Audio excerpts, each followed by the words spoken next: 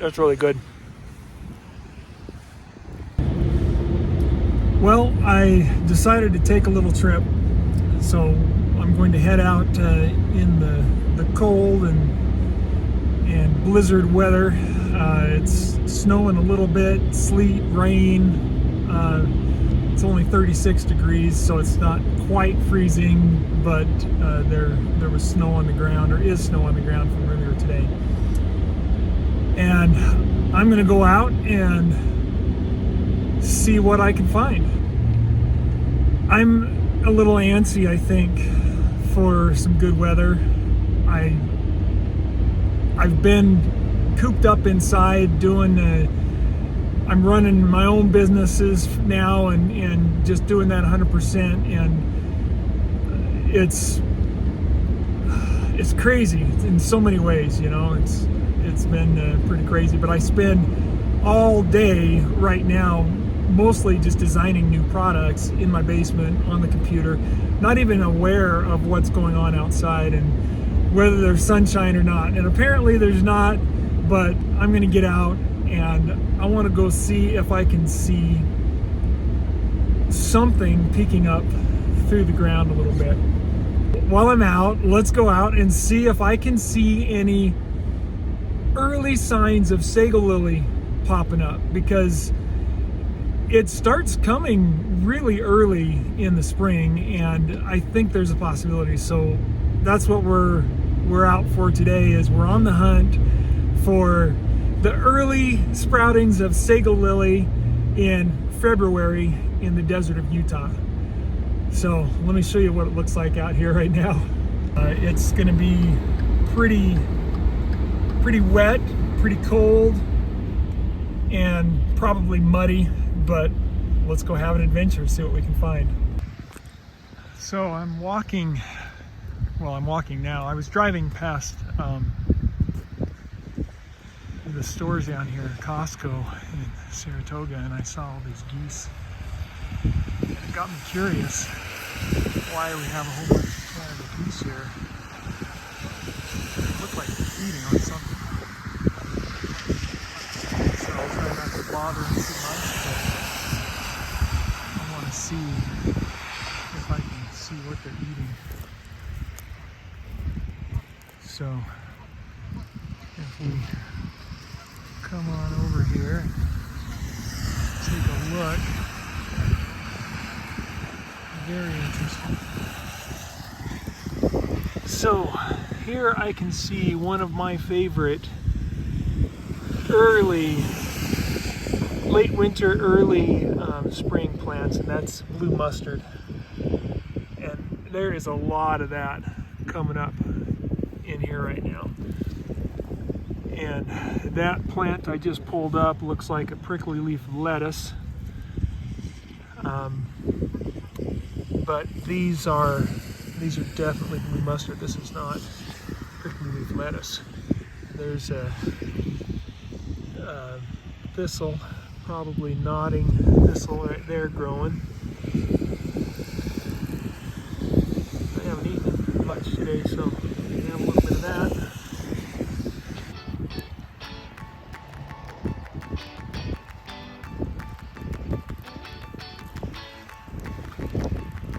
So that would be my guess. There's a lot of cachia here. All of this dead plant is mostly cachia, but the greens that are coming up, that's blue mustard. This whole field, there's blue mustard right there. That's from last year's plant, and these are the seed pods. And they just tumble and blow and go all over the place. There's a whole bunch of it, see that? All of that. So it landed here, got knocked around with the wind.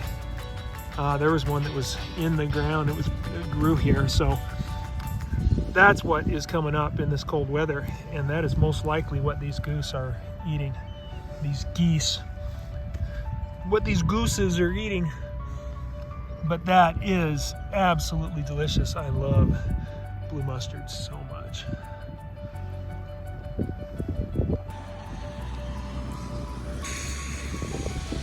That's really good. Haven't even got out to the hills where I'm going to see sego lily. Don't know if I'd see any of that growing out here or not, but so blue mustard has a very unique, once you get to know it, right? Once you get to know it, it's unmistakable. But the shape of those leaves, just memorize that. See the serrations here and then the rounded tip there. That's very indicative of a young blue mustard that is well watered.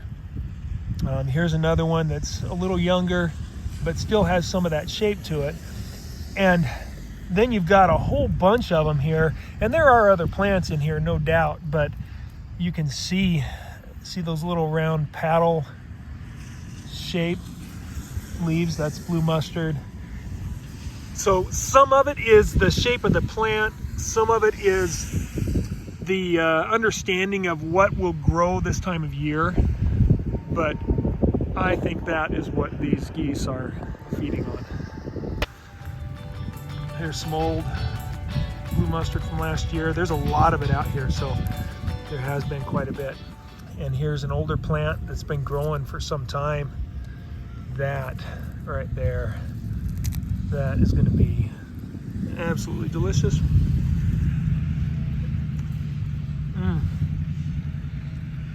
Oh my goodness. Wow, that is just absolutely phenomenal. Oh my gosh. Get the dirty one out of there. I don't know if I'm even on my face here, am I? But that is, oh wow. That was such a treat. That is so good. That is so flavorful. It's not spicy yet. Oh man, that is such a treat. We also have quite a bit of red stem filiary growing out here, so they might be eating some of that, but majority of these young plants are the blue mustard. So much of it here. There's a prickly leaf lettuce right there, young one growing. More of the blue mustard. Should be able to get a good bunch of that to eat. Prickly leaf lettuce right there. Filiary. Filiary is totally edible, but it's not very flavorful. And it's tougher than the blue mustard is. Oh my gosh. Yeah. Oh yeah, look. No, well, yeah, there's pieces that are pulled off there. They've been chewing on that. See that right there? Yeah, they're eating the blue mustard. I don't blame them a bit. Look at that one. Yeah, we're right up where they were foraging. And they've just recently been chewing that stuff. They are one over there, over here. All right, let's go find some sego lily, shall we?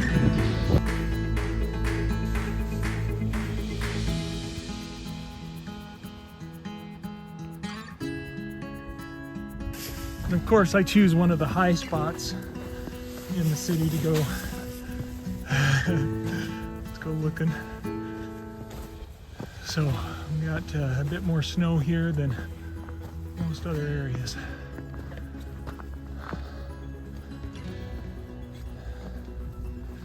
But we have some ground here that is not snow covered.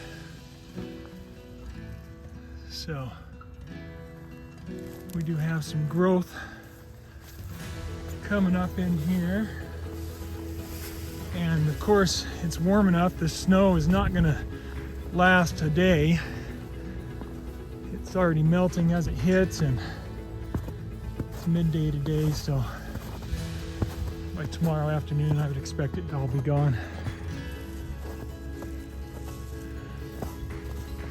Lots of little grasses peeking up already there.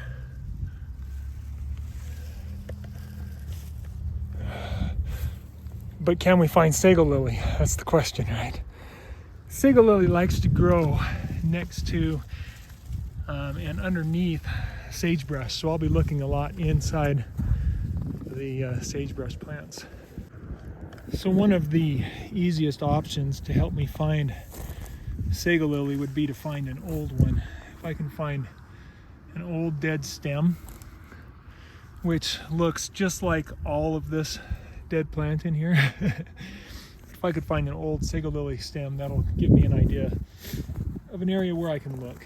So, oh, and look at that. There's one right there, okay? So we'll clear some of this out. That is our sego lily right there. So, do we have any new growth? It dropped some seeds last year. Not all of them, as we can see. There's still some in the head there. But over the years, it will drop those seeds, and the original bulb, of course, is still down in there. And I'm not seeing anything poking up right here to indicate that we might have sego lily growing. Lots of grasses. The moss is doing well, beautiful and green. And I see a lot of other seedlings around, but I am not seeing anything that would indicate we've got sego lily poking up yet.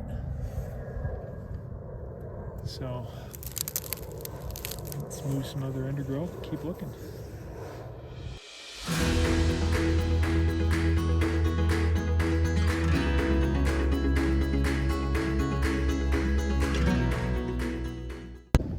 Oh my, I can see where I just was. Because I found one. The earliest of sego lilies right there. So I pulled up last year's and I tossed it, so I can't show you, but I pulled up last year's growth. There it is right there. So that's last year's sego lily that was sitting right down in there. And check this out. So that stem right there coming out of the ground, I believe that is the sego lily. That's the new growth. February, it's already pushing up. Wasn't above the ground, thus you can see it's still all white, but that's my new sego lily for this year. Isn't that cool? So it's starting to grow, so let's see if we can dig it out and take that bulb for ourselves today. And of course I didn't bring my digging stick.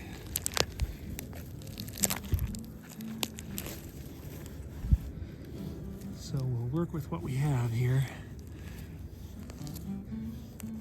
Now these can be as far as 12 inches below the surface at times. So I usually don't have a whole lot of hope of finding the bulb once I break off the stem later in the year. But with this one, where I haven't broken the new growth off, who knows? Maybe we'll get it. I can kind of follow where it's going. I know that's what it is now, and that's exciting because I'm absolutely positive that we have a sego lily here.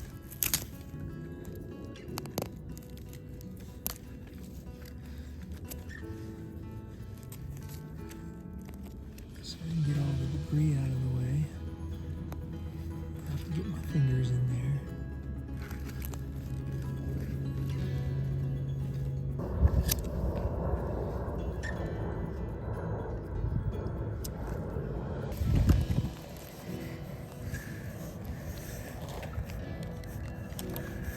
There's a rock right there it's growing next to. And most of the time you try digging these out when they've got a green stem on them that has grown up, and it's going to break off and you're not going to find that bulb. But looky there. Hey, success! Now, the great thing about getting it this early is once we get all that sheath off of there, all of that is going to be sweet. That whole thing is going to be a sweet treat all the way up. Now, of course, you want to make sure you know what you're harvesting. I am very familiar with sego lilies because I've been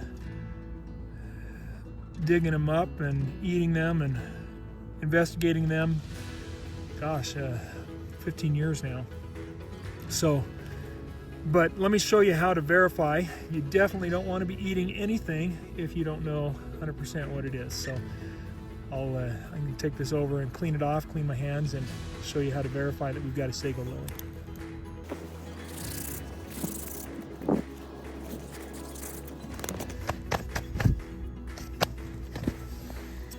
Clean enough for me. Now, get this bulb all cleaned up.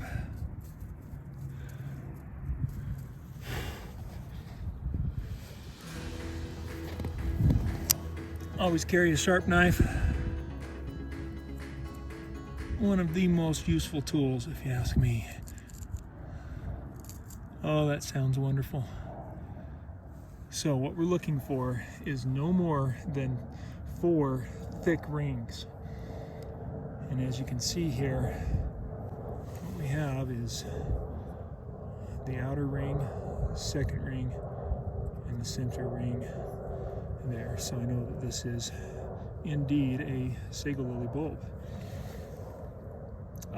Also, it only has 1 blade coming up out of it, 1 leaf. That will eventually turn into 2, and you'll have 1 curling over that'll grow up and kind of curl, and the other one going straight up. Oh, look at that. See how easily they pull apart? So let's enjoy this little treat, shall we? All right, so there's our stem. Not real sweet.